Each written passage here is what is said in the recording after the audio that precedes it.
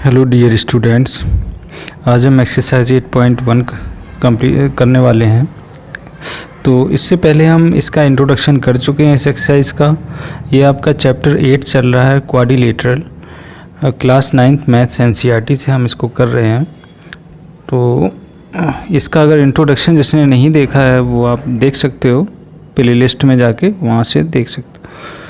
तो चलिए हम ये फर्स्ट क्वेश्चन इसका करते हैं। The angles of quadrilateral are in the ratio 3:5:9:13. Find all the angles of the quadrilateral. तो quadrilateral में मैंने आपको बताया था कि quadrilateral क्या है कि जितनी भी मतलब क्वाड्रिलेटरल क्या होता है, 4 साइड से घिरा हुआ एरिया। हम सिर्फ ये कह सकते हैं कि जो 4 साइड से घिरा हुआ एरिया जो होता है वो क्वाड्रिलेटरल है, और टोटल सम इंटीरियर एंगल का कितना होता है 360 डिग्री। ठीक, तो क्वाड्रिलेटरल अगर बोला है तो ये तो इन्फॉर्मेशन हम बोल सकते हैं, और हम ये नहीं कह सकते कि रेक्टेंगल है, स्क्वायर है या रोम्बस है, तो ये चीज़ हम नहीं कह सकते हैं। ठीक, तो यहाँ पे तो हम सिर्फ क्वाड्रिलेटरल का यही 2 ही पॉइंट हम बोल सकते हैं, और उन्हीं पॉइंट से ही हम ये एंगल निकाल सकते हैं। तो देखिए, फाइंड द एंगल हम आपको फाइंड आउट करने हैं इसके। तो यहाँ पे इनका रेशियो दिया हुआ है। ठीक, मान लीजिए कि कोई क्वाड्रिलेटरल है, इस तरह से है, ये है क्वाड्रिलेटरल, ये इस तरह से हमने मान लिया, ये A, B, C, D। तो इनका रेशियो दिया हुआ है, ये है 3x, ये 5x हम कंसीडर कर लेंगे, ये 9x, ये 13x। रेशियो में गिवन थे तो हमने इस तरह से इसको कंसीडर कर लिया। ठीक, तो अब हम यहाँ पे ये कह सकते हैं लेट द एंगल्स, मतलब ये हमने x में माना है, तो इसी तरह से हम इसको लिख सकते हैं,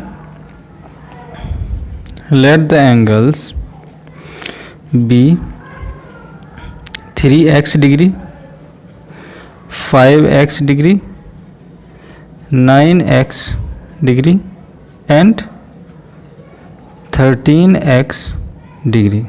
ठीक, देन अब टोटल सम इनका होना चाहिए 360 डिग्री। तो 3x plus 5x plus 9x plus 13x is equal to 360 degree. Total sum करेंगे तो 3 plus 5 8, 8 plus 9 17, 17 plus 13 30x is equal to 360। Then x is equal to 360 upon 30, 3 1 जा 3, 3 2 जा 6, 12 वैल्यू आ जाएगी x की। तो एंगल अगर हम निकालें तो देखिए 3x, 3 इंटू 12 36 डिग्री आ गया। एक एंगल तो 36 डिग्री है। 5x, 5 into 12 60 degree. Then 9x, 9 into 12 108 degree. Then 13x, 13 into 12 ये आपका आ जाएगा 156 डिग्री। ठीक, अगर हम इनको ऐड करेंगे इन सभी एंगल को, ये तो 360 डिग्री होगा। ठीक, तो आपकी ये 4 एंगल आ गए, 36 डिग्री, 60 डिग्री, 108 डिग्री, 156 डिग्री। तो इन एंगल की अगर हम वैल्यू यहाँ लिखना चाहें तो ये हो जाएगा आपका 36 डिग्री, और ये एंगल आपका 60 डिग्री निकला, देन 108, देन 156 डिग्री। ओके, तो ये काफ़ी आसान क्वेश्चन था। फर्स्ट क्वेश्चन ये कंप्लीट हो गया। उसके बाद देखिए आगे हम सेकेंड क्वेश्चन सॉल्व करते हैं। सेकेंड क्वेश्चन में बोला है if the diagonals of a parallelogram are equal then so that it is a rectangle. Diagonals of a parallelogram, कोई एक पैरेललोग्राम है उसके डायगोनल्स इक्वल हैं, देन आपको प्रूव करना है कि वो एक रेक्टेंगल है। तो रेक्टेंगल की कंडीशन में तो देखो डायगोनल तो इक्वल होते हैं, ठीक, लेकिन एंगल भी, एंगल जो है सभी एंगल उसके 90 डिग्री होते हैं, राइट एंगल होते हैं, 90 डिग्री के होते हैं। तो ये हमें प्रूव करना पड़ेगा। चलिए हम करते हैं इसको सॉल्व। सबसे पहले तो आप क्या लिखोगे, गिवन लिखोगे, क्या आपको दिया हुआ है। आपको यही चीज़ ये लिखनी पड़ेगी, diagonals of parallelogram are equal, ठीक, डायगोनल्स ऑफ आ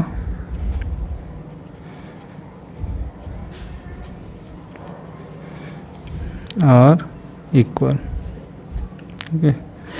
और यहाँ पे अगर हम एक फिगर बनाते हैं, ये एक पैरेललोग्राम है, ऐसे हो सकता है ये parallelogram A B C D, ये एक पैरेललोग्राम हो सकता है। और डायगोनल इसके,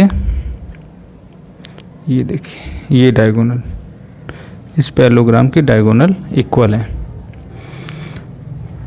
यहाँ पे आप लिख सकते हो A C is equal to B D, that is A C is equal to B D. To prove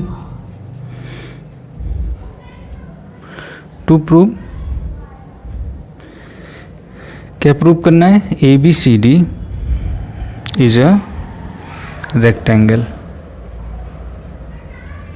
ये प्रूव करना है। प्रूफ। अब हम यहाँ पे क्या करते हैं, हम किन्हीं दो ट्रायंगल को लेना पड़ेगा। आप चाहो इस ट्रायंगल ए बी डी या ए बी सी, इनको ले सकते हो, ठीक, मतलब एक ये वाला ट्रायंगल और एक ये वाला ट्रायंगल, ये ले सकते हो। या आप ऐसे ले सकते हो, एक ये ट्रायंगल, एक देखिए in triangle A B D, in triangle A B D and triangle A B C, A B D, then कह सकते हैं B A C, B A C, A B D and triangle B A C, okay. अब देखिए यहाँ पे A C is equal to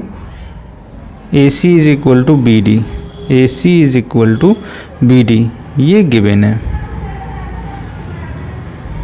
then A B is equal to A B, ये common है। A B is equal to B A कह सकते हो या ए बी कह सकते हो, बात एक ही है। B A is equal to B A. Then A D is equal to B C, A D is equal to B C. Opposite sides of parallelogram are equal, इसलिए हमने इनको लिख दिया equal, A D is equal to B C. Then हम कह सकते हैं कि triangle A B D is congruent to triangle B A C, A B D is congruent to B A C, okay, by S S congruence rule. ये दोनों triangle हमने congruent prove कर दिए। देन हम ये कह सकते हैं, then angle B A D is equal to angle A B C by C P C T. ये दोनों एंगल इक्वल हो जाएंगे ना, क्योंकि इस ट्रायंगल का ये एंगल है, इस ट्रायंगल का ये एंगल, और दोनों ट्रायंगल हमने कॉन्ग्रुएंट प्रूव कर दिए, तो ये एंगल इक्वल हो जाएंगे। अब देखो, जब पैरेलल लाइन, जैसे मान लीजिए ये पैरेलल लाइन है और ये ट्रांसवर्सल लाइन है, तो इन दोनों जो को इंटीरियर एंगल का सम कितना होता था, 180 डिग्री। तो इसी तरह से यहाँ पे देखिए ये लाइन और ये लाइन, ये पैरेलल है, पैरेललोग्राम की है, और ये एक ट्रांसवर्सल लाइन होगी। तो ये एंगल, मतलब इस एंगल और इस एंगल का सम 180 डिग्री होना चाहिए। देन एंगल डी, मतलब B A D plus angle A B C is equal to 180 degree, sum of co interior angle, co interior angles, sum of co interior angle. Then angle B A D ये, और ए B सी, यहाँ पे हम लिख सकते हैं angle A B C,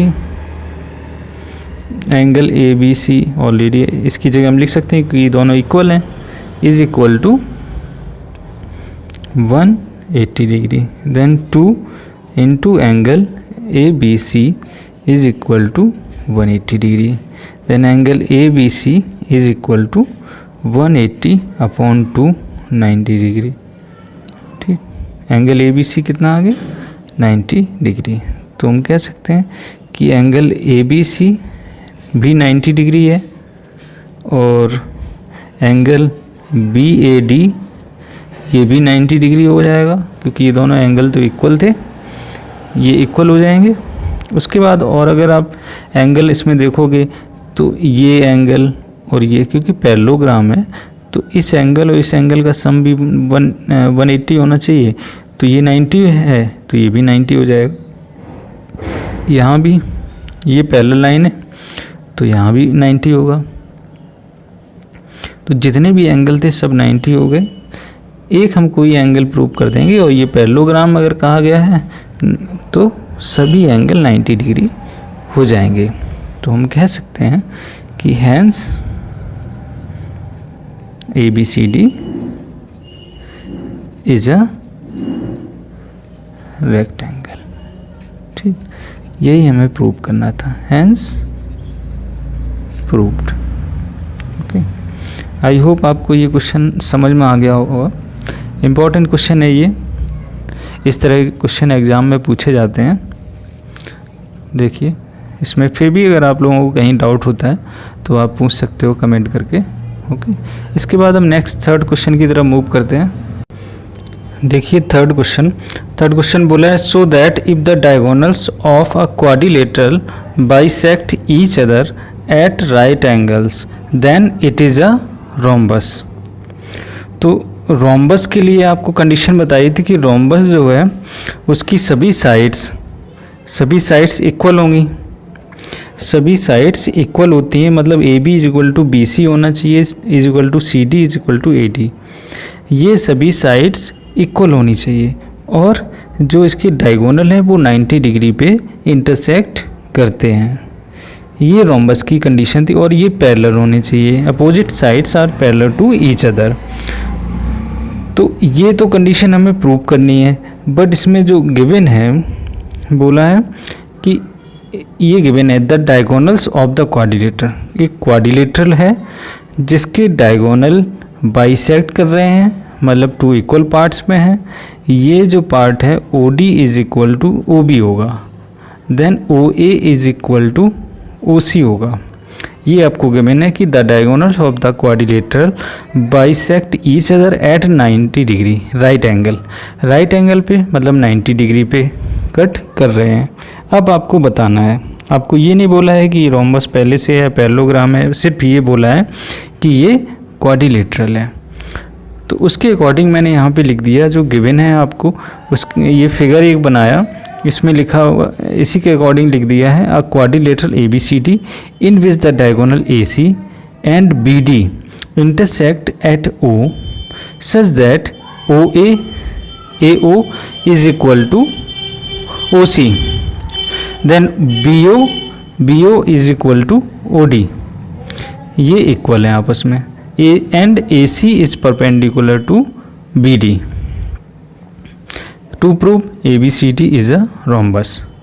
तो इसको देखिए, सबसे पहले तो हमें पैरेललोग्राम इसको प्रूव करना पड़ेगा। पैरेललोग्राम प्रूव करने के बाद फिर हम रोम्बस प्रूव कर सकते हैं। ठीक है, तो अभी तो हमें यही नहीं मालूम है ये पैरेललोग्राम है कि नहीं है, तो चलिए हम प्रूव करके इसको देखते हैं। इसमें आप सबसे पहले इन दो ट्रायंगल को ले लो, चाहे आप इसको ले लो, ये वाला ट्रायंगल, या आप इन दोनों ट्रायंगल को ले सकते हो, या इन दोनों को। तो मैं इन दोनों ट्रायंगल को ले सकता हूँ। In triangle A O B and triangle C O D, okay. Then अब यहाँ पे देखिए, अगर A O B and C O D, अच्छा इन दोनों ट्रायंगल को हमने ले लिया सबसे पहले, इन दोनों ट्रायंगल को, तो यहाँ पे हम ये कह सकते हैं कि O A is equal to O C, then O B is equal to O D. ये तो गिवन है ना, क्वेश्चन में ये दिया हुआ है कि बाइसेक्ट कर रहे हैं डायगोनल क्वाड्रिलेटरल के, तो ये गिवन है। उसके बाद हम ये भी कह सकते हैं कि angle A O B is equal to angle C O D. A O B ये वाला एंगल इसके इक्वल होगा, सी ओ डी के ये इक्वल होगा। क्यों होगा? क्योंकि वर्टिकली अपोजिट एंगल है, इसलिए अपोजिट एंगल्स इसलिए इक्वल होंगे। तो अब देखिए यहाँ पे दो साइड्स ही और इंक्लूडेड एंगल है ना, तो यहाँ पे एक कॉन्ग्रुएंस रूल आपने पढ़ा था, triangle A O B is congruent to triangle C O D by SAS congruence rule. Okay, इससे ये कॉन्ग्रुएंट हो जाएंगे, दोनों ट्रायंगल कॉन्ग्रुएंट हो गए, ये वाला और ये वाला कॉन्ग्रुएंट हो गए। तो हम यहाँ पे ये कह सकते हैं कि ये एंगल इसके इक्वल हो जाएगा इसके इक्वल, और ये वाला एंगल इसके इक्वल हो जाएगा, है ना। जब ये दोनों जो ट्रायंगल हैं ये हमने कॉन्ग्रुएंट प्रूव कर दिए, ये हो जाएंगे। Then angle O A B is equal to angle O C D. AC एक ट्रांसवर्सल लाइन होगी, तो हम कह सकते हैं यहाँ पे, और एक और एंगल ये ABO is equal to angle CDO। ये अल्टरनेट इंटीरियर एंगल हो जाएंगे, अल्टरनेट इंटीरियर एंगल्स हो जाएंगे। ये इक्वल तो होंगे, अगर इनका रीज़न लिखना हो तो ये बाई CPCT होंगे। सबसे पहली बात तो ये जो होंगे बाई CPCT हम कह सकते हैं ये इक्वल होंगे, और अब इक्वल होंगे तो हम ये कह सकते हैं कि ये जो है अल्टरनेट इंटीरियर एंगल्स हो यहाँ पे होंगे अल्टरनेट इंटीरियर एंगल्स। ये पैरेलल लाइंस हो जाएंगी, ये साइड, मतलब हम ये भी कह सकते हैं कि AB is equal to CD हो जाएगी बाई CPCT। ये एंगल इसके इक्वल, ये इसके इक्वल, ठीक, ये इसके इक्वल है, और ये दोनों एंगल इक्वल हैं, इसलिए ये पैरेलल लाइंस हो जाएंगी। और पैरेलल लाइंस में ये कंडीशन होती थी, हेंस हम कह सकते हैं यहाँ से, hence AB parallel to C D, A B parallel to C D हो जाएगा। ओके, एक तो हमें यहाँ पे इन दोनों ट्रायंगल को करना पड़ा, अब इन दोनों ट्रायंगल को भी करना पड़ेगा, इन दोनों ट्रायंगल को भी इसी तरह से करना पड़ेगा। देखिए हम कौन कौन से ट्रायंगल लेंगे, A O D, in triangle A O D and triangle B O C, B O C. तो यहाँ पे हम ये कह सकते हैं कि ये जो साइड है ये इसके इक्वल है, ये इसके इक्वल है, ये 90 डिग्री एंगल है, मतलब ये वर्टिकली अपोजिट एंगल भी कह सकते हैं, इक्वल होंगे। तो ये वाला ट्रायंगल इसके कॉन्ग्रुएंट हो जाएगा, कॉन्ग्रुएंट हो गया तो ये एंगल इसके इक्वल हो जाएगा और ये वाला इसके इक्वल हो जाएगा और ये साइड इसके इक्वल हो जाएगी जब ये दोनों कॉन्ग्रुएंट हो गए। अब ये एंगल इसके इक्वल हुआ तो ये किस में होता था, पैरेलल लाइंस में, पैरेलल लाइंस में होता था, तो ये इसके पैरेलल लाइंस हो जाएगी, A D parallel to B C, A D parallel to B C. तो देखिए ये इसके पैरेलल हो गई, ये इसके पैरेलल ऑलरेडी हम प्रूव कर चुके हैं। तो हम यहाँ से ये कह सकते हैं ना, A B C D is a parallelogram, A B C D एक पैरेललोग्राम हो जाएगा। अब उसके बाद हमें जो है ये साइड और ये साइड, मतलब कोई भी दो साइड्स आपको इक्वल प्रूव करनी पड़ेंगी। आप ये साइड और ये साइड कर दीजिए इक्वल, तो हम कह सकते हैं रोम्बस है, क्योंकि ये इसके इक्वल है। तो ये जब इसके इक्वल हो जाएगी तो सभी साइड्स इक्वल हो जाएंगी। तो चलिए हम इसको करते हैं आगे सॉल्व। देखिए इन ट्रायंगल जो मैंने आपको बताया उसी तरह से मैं यहाँ पे लिख दे रहा हूँ। O A is equal to O C, then O D is equal to O B, ये गिवन है। Then angle A O D is equal to angle B O C, vertically opposite angle, vertically opposite angles हो जाएंगे।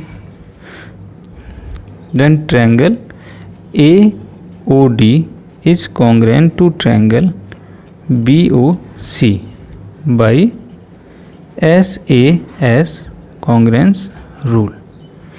Okay, अब हम यहाँ से ये कह सकते हैं angle O B C is equal to angle O D A by C P C T. अब ये एंगल जो होगा, these angles will be alternate interior angles, alternate interior angles होंगे। So A D is parallel to B C and A D is equal to B C भी हो जाएगा। ठीक, A D is equal to B C. Hence we can से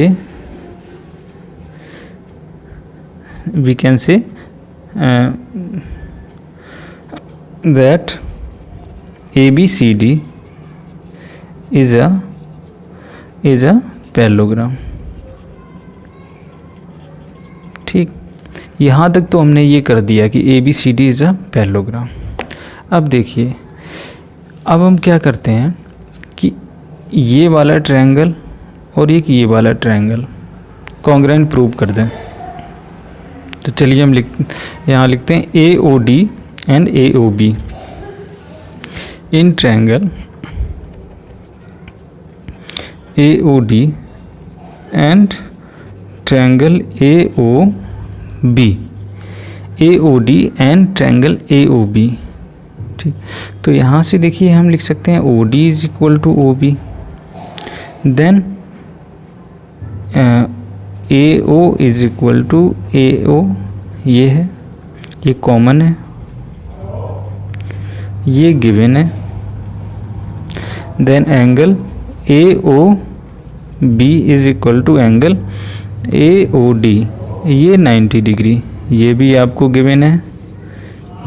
then triangle A O B is congruent to triangle AOD by SAS congruence rule. SAS congruence rule हो जाएगा। ठीक, ये हो गया। तो अब हम यहाँ से ये कह सकते हैं AB is equal to AD। जब कॉन्ग्रेंट हो गए AB is equal to AD by CPCT by CPCT, मतलब हमने इस वाले ट्रायंगल को, इस वाले को इसके इक्वल कर दिया, कॉन्ग्रेंट कर दिया। ठीक, तो ये इसके इक्वल होगी साइड। अब ये वाली इसके इक्वल तो थी ही, तो ये आपस में इक्वल हो जाएंगी और ये आपस में ये इक्वल थी। तो हम कह सकते हैं कि hence AB is equal to, hence AB is equal to BC is equal to CD is equal to DA। Okay, तो देखिए ये एक पैरेललोग्राम भी है ABCD, और इसमें हमने साइड भी इक्वल प्रूव कर दी कि सभी साइड्स इक्वल हैं लेंथ में। तो हम यहाँ से हम ये कह सकते हैं कि ABCD hence ABCD is a rhombus. ठीक, यही हमको प्रूव करना था, हैंस प्रूव्ड। तो रोम्बस में देखिए, एक रोम्बस क्या हो, ये पैरेललोग्राम, मतलब पैरेललोग्राम होता है, पैरेललोग्राम का ही फॉर्म होता है, अपोजिट साइड्स इक्वल होती हैं। तो इसमें देखिए अपोजिट साइड्स जो है पैरेलल भी हैं, पैरेलल हैं अपोजिट साइड्स, और इक्वल भी हैं, और इसकी डायगोनल बाइसेक्ट कर रहे हैं यहाँ पे, और ये 90 डिग्री पे इंटरसेक्ट कर रहे हैं। तो रोम्बस की जितनी भी कंडीशन थी वो इसमें फुलफिल हो रही हैं। तो हम कह सकते हैं कि जो है ये एक रोम्बस होगा। तो क्वेश्चन, ये मोस्ट इम्पॉर्टेंट क्वेश्चन है, ये आया है कई बार एग्ज़ाम में आया हुआ है, ये अच्छा क्वेश्चन है। तो आई होप आप लोगों को समझ में आ गया होगा। फिर भी कोई डाउट होता है तो आप कमेंट करके पूछ सकते हो। इसके बाद हम नेक्स्ट क्वेश्चन, फोर्थ क्वेश्चन की तरफ मूव करते हैं।